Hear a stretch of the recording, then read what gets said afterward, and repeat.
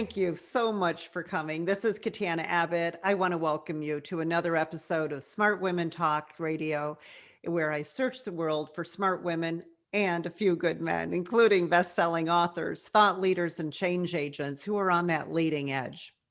So our topics include things like money, business, health, inspiration, and the metaphysical. So today we are interviewing Dr. Brianne Grogan, also known as Dr. Bri. She is a doctor of physical therapy. And I don't know if you know this, but to be a physical therapist, you have to have your PhD. And her focus is pelvic health. And it's such an important issue and affects women from all different ages. So we're going to talk about why the pelvic floor is the foundation of your inner core. And the biggest misconception about Kegels, those exercises we're told to do, and the secret starting place to pelvic rehabilitation, and how one simple step can help anyone. So I'd like to tell you a little bit more. I'm going to do Dr. Bri's formal bio here. And Dr. Bri is a women's health and nutrition coach, and of course, physical therapist, PhD. And she is a YouTube influencer. She has so many fabulous videos there. And she's a podcaster and an author. Her passion is to help people heal themselves naturally through healthful nutrition and safe and effective core fitness. And this holistic way of living will change everything in your body and your life. And it really is contagious. So when you eat clean and move every single day, you will shine brighter. And that's what we really want. You know, we're afraid to shine, but when we're feeling great and we're healthy, we really do become vibrant, and others around you will notice your brilliance. So, Dr. Bri, I am so excited to be here today with you. Thank you. Oh, thank you so much, Katana, for having me. I'm so excited to talk with you and your audience. Now, we've met a couple of times in the past. I was probably, I know for sure we were on a summit together. It may have been Dr. Keisha's summit, but we've been on several summits. And then I invited you to be one of our experts in the Smart Women's Academy in our Smart Women resource area. And you've got a fabulous program in there. I'm just so thrilled now to be able to come and do a detailed interview with you. So to share you with all of our guests. Thank you so much. Yeah, I'm really happy to be here too, talking about my favorite topic, which is pelvic health, and something that nobody ever really does talk about. I mean, this is something that nobody ever taught us when we were in school, or even when we were having kids, if we are parents. This is just, it's still a taboo subject. And so I'm ready to talk about anything that your audience would like to hear. Well, what we'd love to hear first is your story, your journey of coming here. I mean, did you become a physical therapist with this in mind, or is this something that came up? Because I think it's fantastic. I just left my physical therapist, by the way. And what I think that having a good therapist is one of the most important things we can do. And I have to tell you my story, and then I want you to share yours. But I have had back pain, lower back pain, like my whole life, because I've had scoliosis. And I remember being in a really upscale store trying on all their gorgeous pants back in my 20s. And I kept saying, why is one pant always longer than the other? And they said, ma'am, it's you, or miss back then, miss, it's you. And I was in such shock. And I realized I had a short boyfriend, and he used to wear platforms back in the 70s, and I'd have to stand on my short leg so I'd be the same height. If I stand isn't that terrible?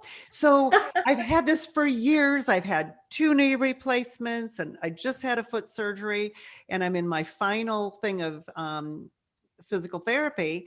And I was thinking, oh my gosh, I'm going to have surgery on my back because the pain is still here.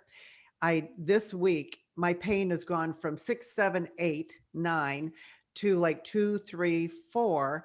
And I realize what's happened. I'm finally completely straight.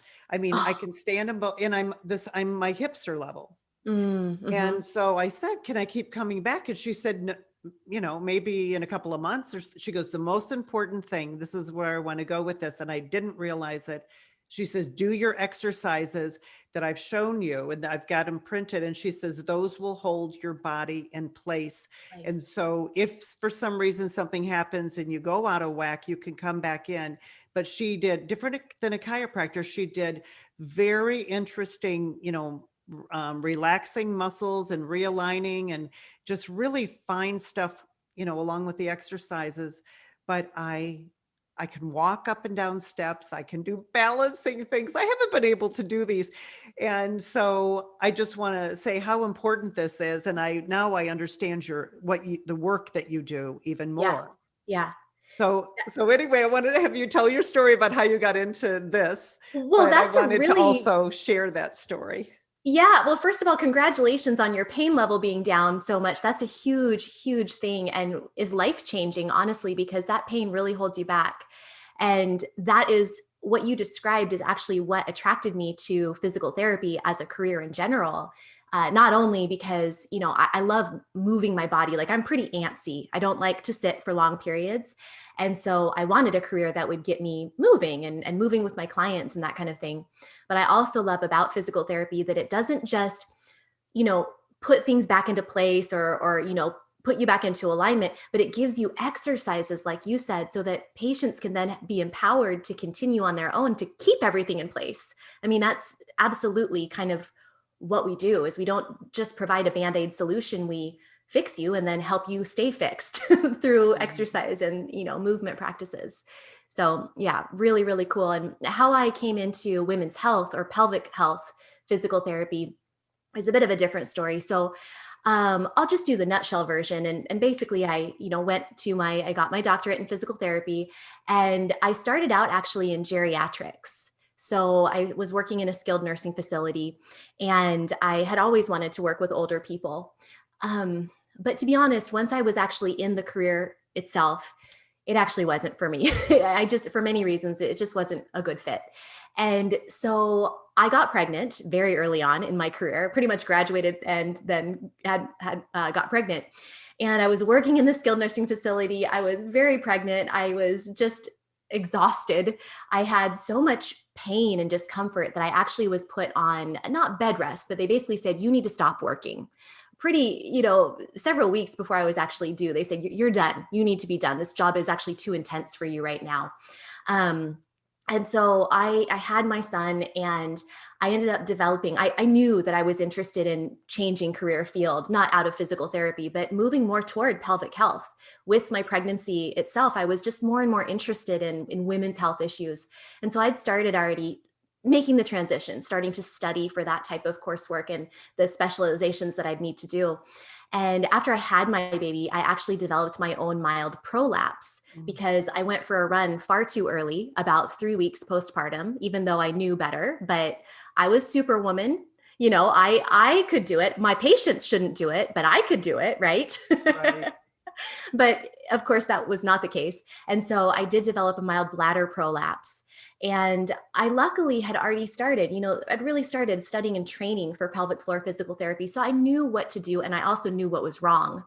And even though I went to my midwife and she said, basically, don't worry about it. I was like, no, this is a problem. And so I came up with my own program and really helped cure myself through my own stuff that I was doing with my patients. I knew what to do with my patients. So I applied it to myself. And I just had the belief and faith that I would get better, and I did. And so that was really sort of the fuel that kept me going in that direction. And then when I really started working specifically with just pelvic floor patients, I just fell in love because everyone who came to me always had the same story. They always basically said, I had no idea there was help for this type of thing. Why didn't anyone ever tell me this before? Yeah. Why does no one talk about this? And also, the other thing I heard so often was like, this might be really gross, or I'm embarrassed to tell you, but dot, dot, dot, whatever they had to say. And always, I was, of course, not gross. I mean, I'm like, girl, this is normal. Like, this is actually really common. And just to see the light on their face as they realize that they're not alone was amazing. So, I mean, I just, I get so many feels from remembering how it was in my early days, really waking up to how special it was to work with this population of patients. So that's how I got into pelvic floor physical therapy. So you saw what was happening with the elderly people. Yes. I went to visit a friend who was in a assisted living. It was a private facility, and she was at the end of her life, and she actually had really bad prolapse. That was the Mhm. first time I heard how horrible that is, and I'm thinking, oh my gosh, nobody wants this to ever happen to them. But so there's, I guess muscle atrophy or whatever that can happen when you get really old. But then, in addition to that, we we come into this world and then we have a baby. And, my first baby was 8, almost 9 pounds. And it was like a watermelon. She came out, she had rolls of fat. She was in 6 month clothes. She was real short and chubby. And it just, I think it does a number on women, especially you have women that have had so many babies. So is it an issue that happens everything from, birth, let's say having children in our 20s and 30s, all the way up to something that we deal with through our whole life, and especially end of life? Oh gosh, yes. Pelvic health issues there's a spectrum of when issues can occur, and different time periods, certain things are more prominent, they're more likely to occur at certain periods, but these issues can occur at any point in Mm. life. And I've got to be honest with you, Katana, even young women, young athletes, teenage girls, a lot of them surprisingly have pelvic floor issues. Often bladder leakage, that kind of thing. It starts very young for some people, and it's just kind of laughed or glossed over, brushed aside. Not a big deal. Don't worry about it. It's just something people deal with. Oh, it just means you're working hard with more with the athletes. And then after you have your baby, it's very common to have leakage during pregnancy and postpartum. And actually, there's research indicating that 50% of women who have had a baby have some degree of prolapse. So whether or not it's symptomatic, something that that really impacts their quality of life is, you know, it may not, but there's some degree of prolapse in 50% of women. So that's a really huge number. And then 1 in 3 women have bladder leakage issues. And of course, it does tend to get worse as people get older, as we go through menopause and the hormones change, the estrogen decreases, and that makes the tissues thin and be a little bit less, taut. And so that can lead to more risk of prolapse, also more risk of vaginal atrophy that can cause painful sex. All of these fall under the category of pelvic floor dysfunction when you have pelvic pain, prolapse, bladder leakage, etc. And this can happen from teen years all the way up through, the end of our life. And Okay. also, I want to just quickly insert too that I'm sorry to go on and on, but bladder leakage, incontinence, is actually one of the leading reasons that people actually have to go into care facilities when they're older because they've lost their independence, their functional independence. So I think what I was going to say to you is I Yeah. think you've gotten everybody's attention. Yeah. It's a big deal. Well, and I guess I get so fired up about this because like I heard this from a colleague of mine once and it just stuck in my head. She's like, we go to the dentist every year. Why don't we go to a pelvic specialist every year? I mean, these issues that I'm talking about are probably at least as common as cavities. I don't know. I don't have research on this, I know, but but we we don't think want to about, talk about it. We don't yeah, want to talk about it. It's a secret. exactly, but it's a secret. We can't talk about it, and it's just normal. Just brush it aside. But again, it's common, but it's not normal. And actually, there's so much that can be done. Kind of like we go to the dentist to get our teeth cleaned for prophylactically, for preventive dental care. But there's so much that we can do for preventive pelvic health care as well. It's just not talked about. Well, let's talk about two things. What are pelvic floor muscles? Okay. And then where are the pelvic floor muscles located, I guess? So let's Yes. do the anatomy part. Perfect. We'll start at the Okay. beginning. Yes. And so I do have a model, but I know that we're mostly radio, correct? Or should Oh, it's I? okay. That's fine. Okay. You So can I you have can use the my little model pelvic. too. pelvis model here. Okay. And this shows, all of the red shows where the pelvic floor muscles are located. So for anyone listening on the radio, basically, if you think of your pelvis where you put your hands on your hips, even though your hips are actually lower than where you put your hands on your hips. But when you put your hands on that bony structure, that's your pelvis. And the pelvic floor muscles are situated at the base of the pelvis. And they kind of are like a hammock that supports everything. So they support your pelvic organs from below. And they also close off, they help contribute to the sphincter control around your urethra, which comes from your bladder, so your pee hole, and also around your anus right here. So the muscles surround the sphincter of the anus and also the bladder, and they surround the vagina as well in women. Now, men and women both have pelvic floor muscles, but they just look a little different in women versus men because we have, first of all, women have a wider pelvis. The actual structure of the bony pelvis is wider than a male pelvis. And also we have an extra hole. Essentially, we have the vagina. So there's more flexibility in these muscles, and that can allow for more problems to occur. So men do develop pelvic floor dysfunction, but it looks a little different than female pelvic floor dysfunction. Mm-hmm.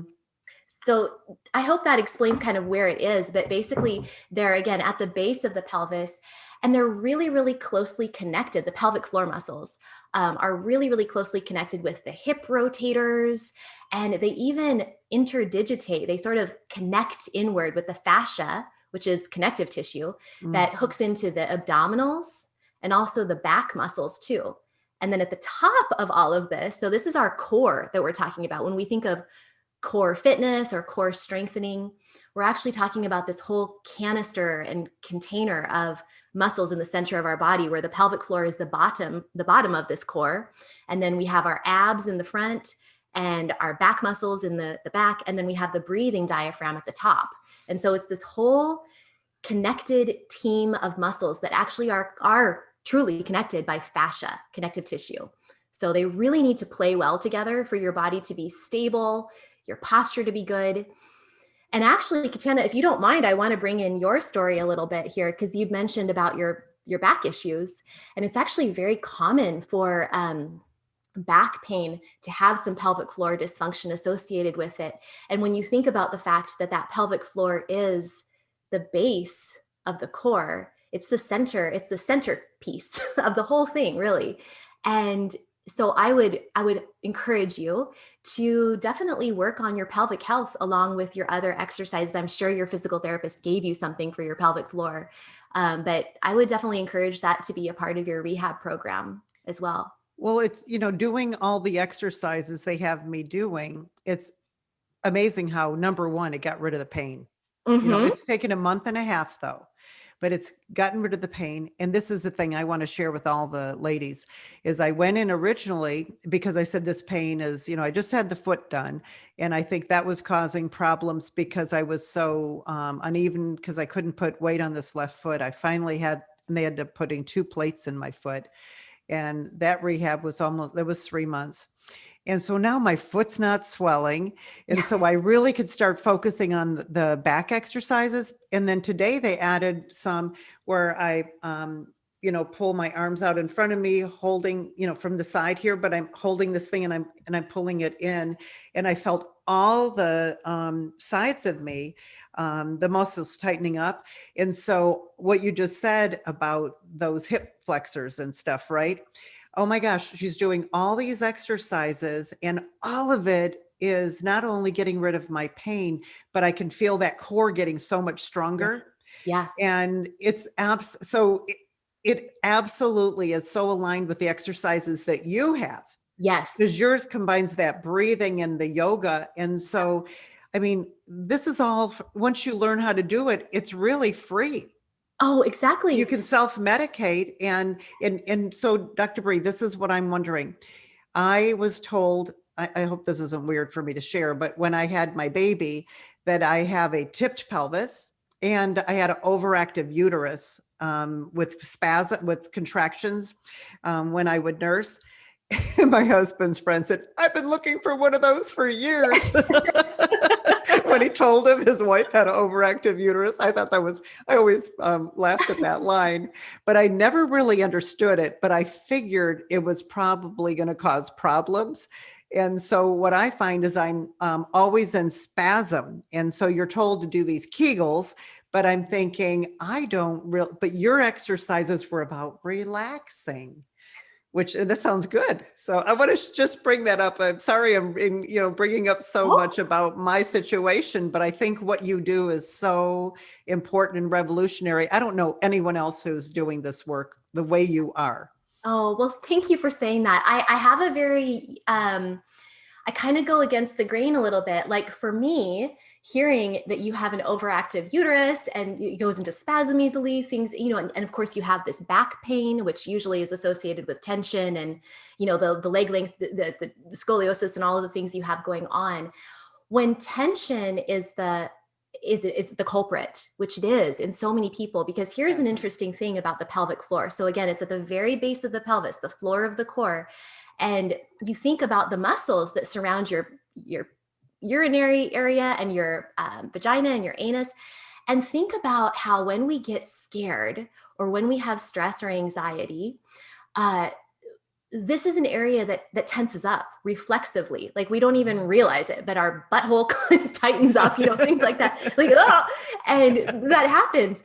And so what happens is if you already had some tension potentially in that area, some spasms, tendency toward that, and, life is stressful. Let's face it. Most people carry a little too much tension in their pelvic floor.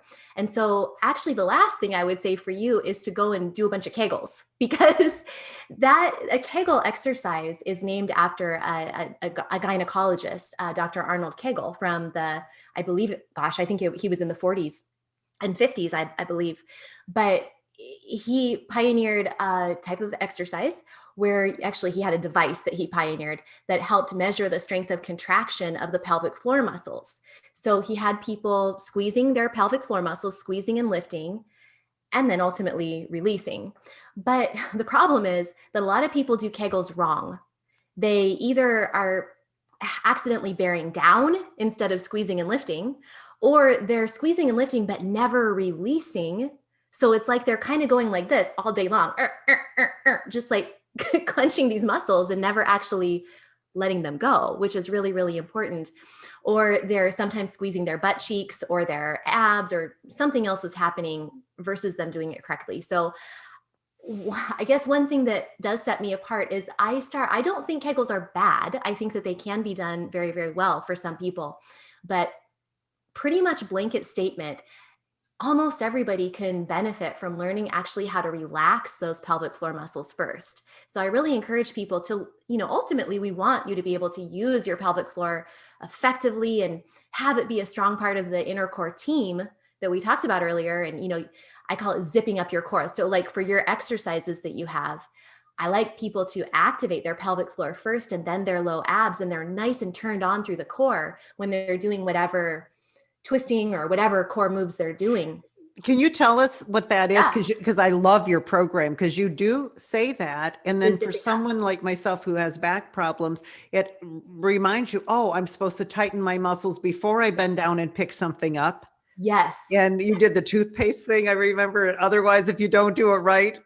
Yes. Yes. Yeah, Yes. yeah. Yes. Great memory. Perfect. Yes. So, okay. So the pelvic floor is the floor of the core, as I've said 1,000 times. So the pelvic floor is the base, and we want to zip up, I call it. It's like you're zipping up a pair of skinny, high-waisted jeans, let's say, and you start that zipper down low at your pelvic floor. So you gently squeeze, and everyone can try it right now. You gently squeeze and lift your pelvic floor muscles. Feel as if you're closing off your back passage, like you're stopping gas, like you're stopping wind, or like you're stopping a fart, or well, that is the same thing. So Yeah. like you're closing off that area, and then kind of bring that contraction, that squeeze and lift forward toward your urethra, your pee hole in your vagina area. So bring it forward, that squeeze and lift, like you're lifting up toward your head. It doesn't have to be super strong, but from there, we then want to move up into the abdominal area. So we start at the pelvic floor, this gentle squeeze and lift, and then kind of at the same time, but maybe a little after, we gently pull in our low, low abs. So you can think of that area right above your pubic bone. And if you go shh, like the SH sound, you can feel that area kind of turn on and pull in a little bit. Yes. Yeah. Yeah. And so those muscles are very connected. The pelvic floor is very connected with the transversus abdominis, the deep ab muscles. So if you activate them correctly in that fashion, pelvic floor first, then your low abs, you're really stable from the bottom up. And what happens there is then if you're doing something like something that increases intra-abdominal pressure, so for example, lifting something or, bending forward or twisting, it's not going to be like an uncapped toothpaste tube where the cap is off and you're squeezing around the middle of the toothpaste tube and all the toothpaste comes splatting out because you've zipped up. You've started Right. that, you've capped that toothpaste tube. So you're good. And it helps you, of course, then there's a whole nother layer where you breathe in a certain way to help manage the intra-abdominal pressure so that you're not having that huge buildup of pressure. But it really is important to zip up your core and also to breathe, exhaling with exertion, exhaling as you do your crunch or exhaling as you do your twist or that kind of thing. And those things together will help you stay safe during your workouts and keep your pelvic organs in the right place versus the toothpaste tube, being uncapped. Wow. Yeah. That's absolutely amazing to hear you say that, because I don't think that we've been taught, No. to zip up before we go lift something. And so we just bend over, we lift something, and then it's like, oh no, that doesn't feel right, Yeah. and it actually doesn't feel right when No. when you don't use your core properly, and then you lift, and I had bad knees for years, and I know a lot of people do. And so you're afraid to bend with your knees. So you're even doing it worse because now you're using your back again, but you're not Yep. using the core. Does that sound right? You've got it right on. And I mean, lift is actually the name of one of my signature program for prolapse and bladder leakage. And one thing that I talk about in that program is proper lifting, because this is one reason so many women develop issues is they were not taught this information. Maybe we're told at some point when we were adults that, oh, you've got to be careful of your back when you're lifting, but nobody ever talks about the pelvic floor. And that's just as, I mean, it's, of course we want to protect our back health too, but the pelvic floor is very important and it's never addressed. So, exactly what you said is perfect. But if you don't mind, maybe I'll go back just a little step too, because Yeah. we've been talking about the strengthening and using your pelvic floor and your core correctly to activate it when you're exercising and lifting and that kind of thing.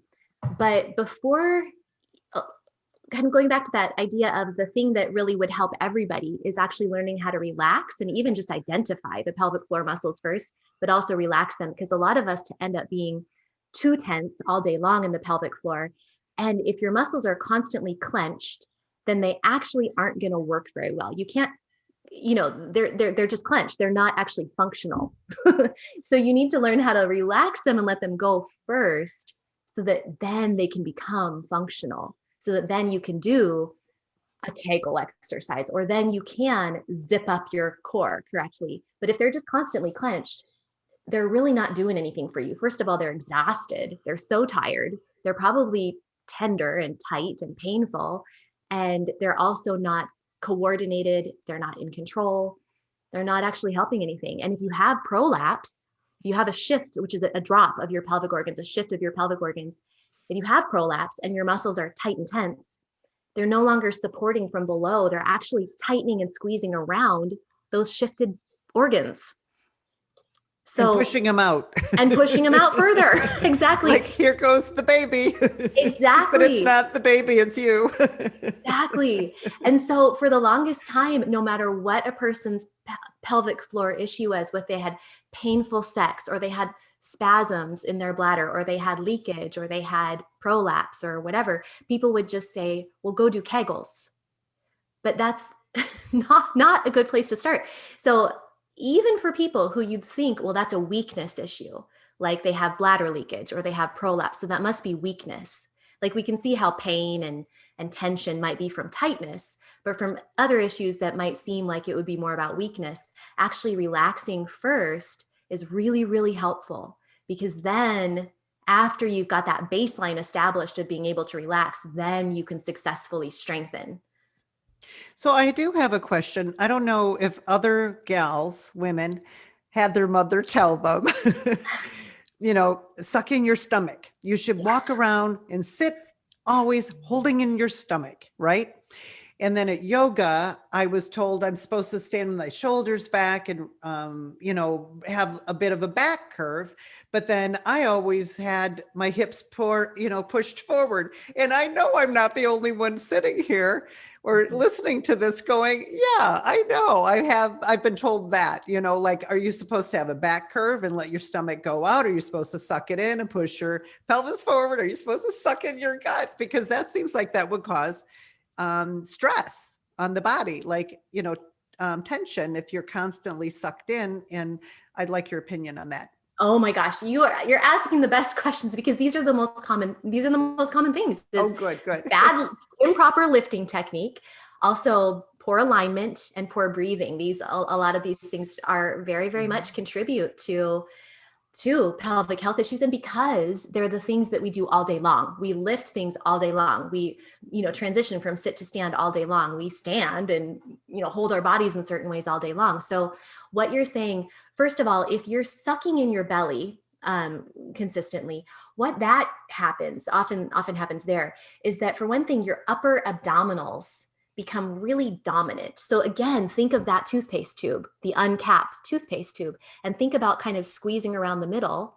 If your pelvic floor isn't strong from below and you're just sort of squeezing in your upper abs all day because you're sucking in, kind of from the top, like kind of sucking in up high, not zipping up, and to be honest, let me backtrack a little bit there. I'm not wanting people to zip up actively all day long. I don't mean for anyone to think they need to go around clenching their pelvic floor muscles and in pulling in their low abs. That's not what I mean. It's more for times of intensive activity like core work, or if you're lifting something or moving a couch or a box or something like that. That's when you want to zip up.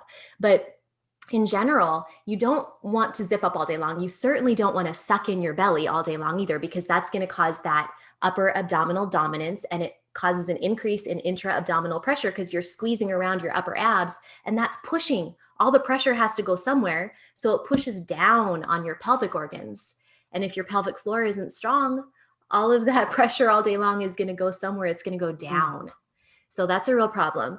And then the other problem where you mentioned kind of like, maybe thrusting your ribs forward a little bit. It's called a rib flare, when you kind of thrust your ribs forward and really, you want a lumbar curve, a little bit of a lumbar curve in your low back. But if it's too much, or if your hips are thrust way forward, then that can overly stretch your anterior abdominal wall. So your abs, it overly stretches those muscles, and they, as I said earlier, hook in to the pelvic floor. So first of all, it throws you out of alignment. And second of all, those muscles are overly stretched. They're not able to really fire and activate well. Your pelvic floor is hooked to them, so it's probably not firing and activating that well either. It's all connected.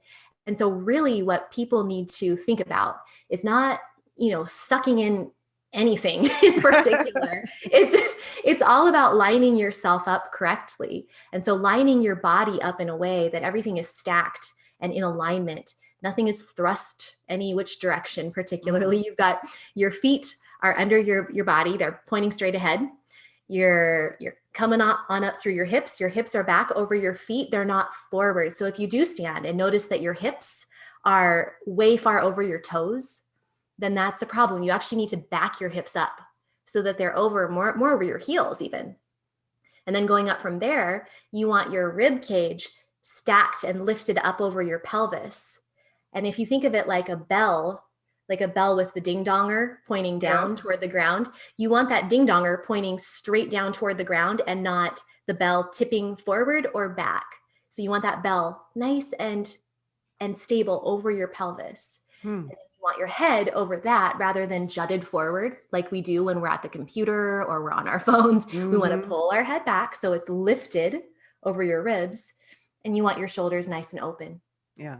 Wow. So it's all about that alignment. And when you're in that alignment, you don't need, your muscles are in their perfect level of tone, the tone that they're supposed to be at to be able to turn a little extra on if they need to, but they're just at that beautiful level of resting tone that's it's where it needs to be. Nothing's overly stretched, nothing's overly contracted. It's just beautiful.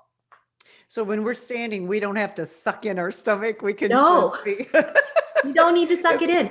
Isn't this, I don't know if anyone else was told that by their mother or an aunt or a loving grandmother, but, and it's judgments on us that freak us out. And then we think, oh no, why did they say that? So I want to ask you also then, this probably leads into this idea of how our emotions and things we're thinking, things that we're always feeling we have to do Yep. and not good enough. How these emotions that are going on, how is that affecting the pelvic floor, and if so, what does it do? Oh my gosh. Okay, I could talk about this forever, so I'll try to be brief. But basically, I actually think of bladder issues as an issue of urgency and rushing and rushing and rushing. Like that's not only what happens in our bladder. We have this feeling of urgency and like, oh my gosh, like I can't make it to the bathroom on time, those kinds of things.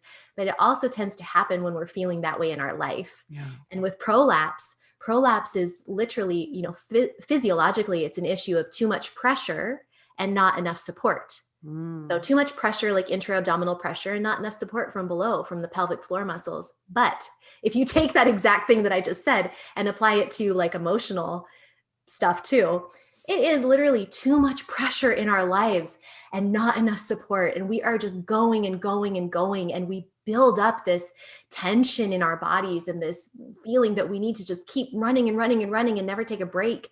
And that also contributes to prolapse. So, I mean, on that level, there's emotional implications for our pelvic floor, this root of our body.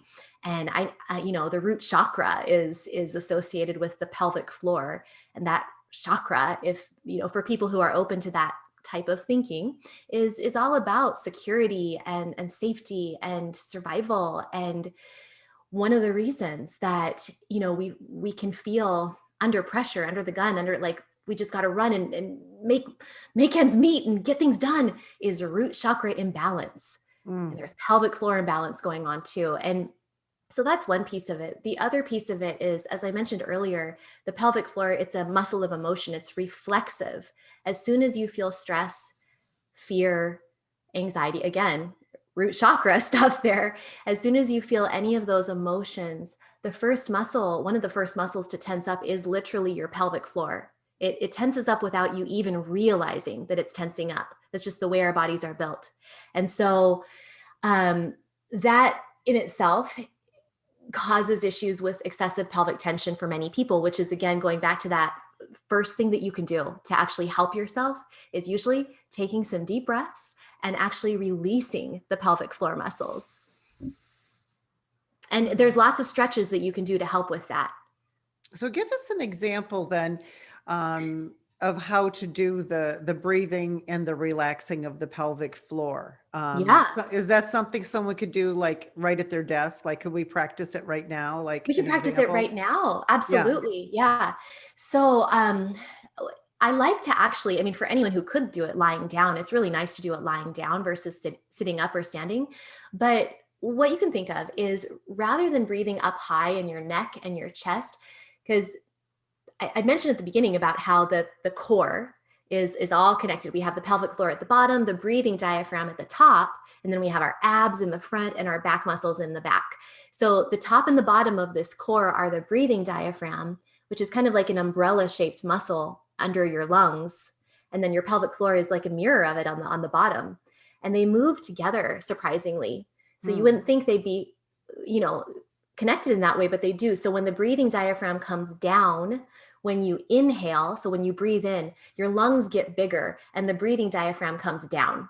At least that's what should happen. Now, for most of us who tend to breathe really shallow up high in our chest, our breathing diaphragm isn't moving very much. It's kind of stuck.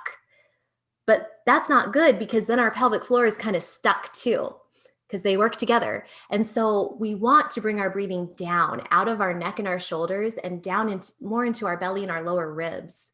And so when you do that, that also mobilizes the pelvic floor and allows it to do its job, which is to actually drop and descend a little bit and kind of receive the pelvic organs as the breathing diaphragm comes down. So they both come down together on the inhale. And then on the exhale, they both lift together. Now, when you do the exhale, do you do like a mini Kegel type of thing, or does it just automatically do it? Great question. You can do it. So if you're just relaxed breathing, don't worry about adding a Kegel. Like don't make it more than it needs to be, because it's really just the muscles working together in their natural fashion. So you inhale into the belly and the ribs, and everything softens and expands and releases. And then you exhale, your ribs come in, your belly comes in, and your pelvic floor lifts too. So it's very, very gentle and very, very subtle. Now, if you want to make it more of an exercise, you can actually make it. You can add a little oomph by doing a bit of a Kegel exercise when you're doing your exhale. So you breathe in and you relax your pelvic floor, breathing into your belly and your lower ribs. And then you exhale and you feel your pelvic floor lift and your belly pull in. So you can make it more of an active, kind of like a mobilization type exercise. And then at the next level, if you're zipping up your core, then you can inhale and then you can exhale and zip up your core, as we talked about earlier. And then you can actually hold that gentle lift of the pelvic floor, the gentle Kegel, and your low abs pulled in. And then you keep breathing, but you breathe a little higher, not so down low into your belly. Breathe a little higher because you're holding that zip up during the set of abdominal crunches or the set of twists or this whatever you're lifting or moving or that kind of thing. So you're still breathing, but you're actually engaged through that lower core and holding that tight. Does that make sense? Yeah, and so it's almost like that, you get the feeling that you're zipping up those, low-waisted jeans, right? Exactly. And Yep. they're right there, and then you're going to keep your jeans on while you're working out, right? Exactly. Exactly. Yeah. Keep your Okay, jeans on, but you don't want to hold your breath. You want to keep right. breathing. Yeah, yeah, Yeah. yeah, Yeah. Keep yeah, your jeans on though. yeah. That's And then exactly right. you can imagine that you're keeping that, for the exercise. So, Mhm. um, what do you suggest for all of us that are just living this life of lots and lots of stress, Yeah. so like, is there a little workout we can do in the do you should we do a little workout in the morning, and then breathing, special breathing and relaxing during the day, and should we do it a couple of times a day, or is one time okay? Like, what do you suggest for us to do? Well, so again, I could talk about this for hours. So it's just a few, like one suggestion I would give everybody, because again, I do think that the relaxation ends up being something that's really important for everyone. And so I love suggesting to people to do hips up time, is what I call it. Hips up time. In the afternoon, if you can, around 3 o'clock p.m. is wonderful. 3 o'clock, 4 o'clock, 5 o'clock, whatever. By that time of the day, a lot of us have had quite a bit of pressure on our pelvic floor muscles. Like we've been standing or sitting all day long, and we've got a lot of downward pressure on those. If we have prolapse, then because again, remember, up to 50% of women who've given birth do have some degree. And so you might feel a little heaviness or dragging sensation in your pelvis. And so lying down on your back in kind of a supported bridge position. So your feet are are on the floor and they're under your knees, and you lift your bum up off the ground and you put some pillows underneath your bottom, and then you just rest your hips down on the pillows. So you're supported. You're not holding that bridge position. You just relax, totally relax into it. But your hips are actually elevated. Is that making sense how that would look? Yeah, and I remember one of the exercises you actually had us do like butterfly legs and then Yes. come back. Oh, does that feel so Feels good? so good. And so from that hips up position, you can just let your knees kind of flop apart and just relax, not even move them.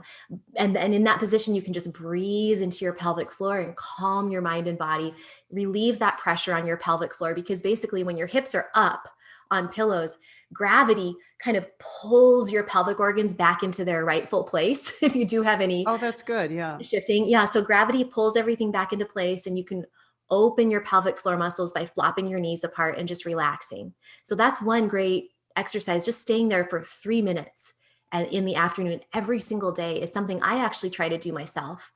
But then if you want to do some strengthening on top of that, you can do that exact same position that we just were talking about and do what you said, Katana. And you can then have your knees apart, and then you can just exhale, breathe out, and bring your knees together and feel your inner thighs activate and your pelvic floor muscles kind of fire up, and even your low abs fire up as you exhale and bring those knees together. And then inhale, let them flop apart, and then exhale, fire up that center line, bring them together. That in itself is a really beautiful, gentle exercise that kind of gets things firing without having to do a basic, a Kegel. And so it prepares women for Mhm. their next job, which is finish up at work, whatever you're trying to do for the work, right? The day job. And then Exactly. you have to come home, and whatever your life is, you might be running kids around or preparing a dinner or getting ready to do something else. I mean, and a lot of us work at night on Zoom or something like that, but it seems like that could actually prepare you for Really, that evening without bringing the stress home with you. really nicely said. And it gives your muscles that break that it needs, because most of us don't take this break and we just push through, push through, push through. And just think of your poor pelvic floor. It's like all day long, I'm on and I'm working for you. I'm supporting everything. I'm the centerpiece where everything hooks in, essentially. I'm doing all of this and you never give me a break. And so, how am I supposed to continue the entire day without that little tender love and care, break in the afternoon or whenever you can fit it in?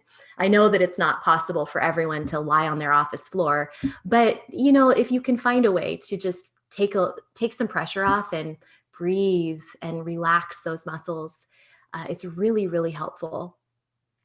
Well, if you're not in a cubicle and you can shut a door, Yeah, I'm all for it. yeah, or if you have a van, like I remember at one point when the kids were Exactly. young, we had a van with, I think, a double or queen size bed in the back, that turned into a seat. I guess it was probably a double then, but you could go out and yeah, it is tough if you're at work, to Mhm. try to find some private, but a lot of people are working from home. And so maybe that's a good idea to go take a little break. And that's what I was thinking, take that break during the day for yourself. So what about how can you help us with some ideas for exercises, meditation or breath work to prepare us for intimacy at night so we can be, receptive and because I know it's funny, there's the moon cycles too that we deal with, and those really Mhm. affect whether you're the purring cat or the Yes. stay away. And so I'm thinking if you're carrying all that tension around in your body, and then you just got done taking care of dinner and dishes and cleaning up, and now, you want to really get into a relaxed mood. Do you have some suggestions there as far as like a little breath work or routine that can prepare you so you can be, Yeah. doesn't Oh that my sound God. exciting? Such a great question. Well, first of all, the exact same, set of the relaxation and even Really? that like butterfly thing would be great for that, because we want, when we're getting ready for intimacy, we don't want to be stressed about the bills or the dishes or the whatever. We want to be in a relaxed, parasympathetic state, not that sympathetic fight or flight. We want to be in the rest and digest state, or in another way to call it is the feed and breed state for the Yes. parasympathetic nervous system. Oh, feed and breed, Feed cute. and breed.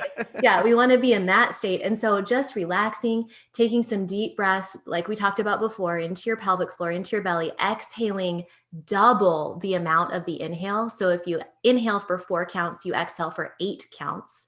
And that really calms the nervous system, which is huge. And so just doing that with your hips propped up on pillows, or maybe even in kind of like a frog stretch where your legs are up and your feet are apart and you're holding onto your feet. That's hard to describe, but just, something relaxing for the pelvic floor is a great way to prepare. Um, the other thing that you can do is meditation. I actually do have some pelvic floor meditations, and I just heard from a friend for the same reason of what I just mentioned, kind of calming the mind and body.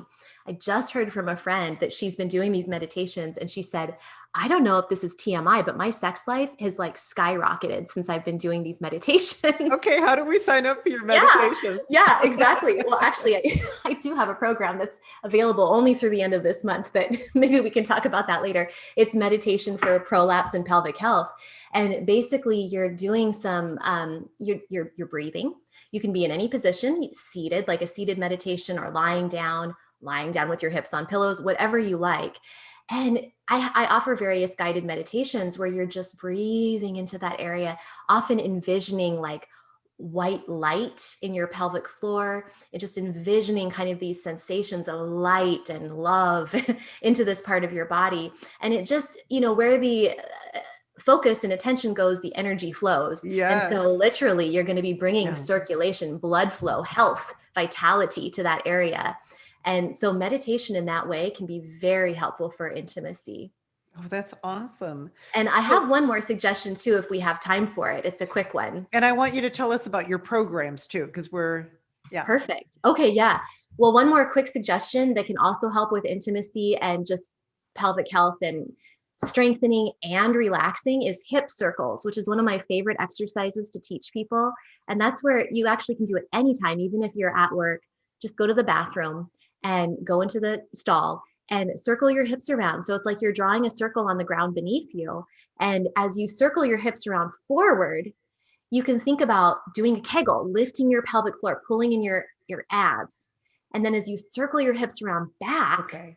you can think about releasing the pelvic floor muscles, letting them go, feeling your sitting bones kind of widening apart, your butt bones kind of widening apart, and your pelvic floor just releasing. So for anyone who can see me, you're just literally making your upper body is still, and you're circling your hips uh, on the ground beneath you. So you're standing, and it's like you're drawing a circle on the ground beneath you with your pelvis, and Right. your head and shoulders are very still. And you can take it slow, but again, you release your pelvic floor muscles on the way back. And then on the way forward, as you swing your hips forward, you lift your pelvic floor, pull in your low abs, and you can even exhale. So take it real slow and go maybe 5 or 10 times one direction, and then go 5 or 10 times the other direction.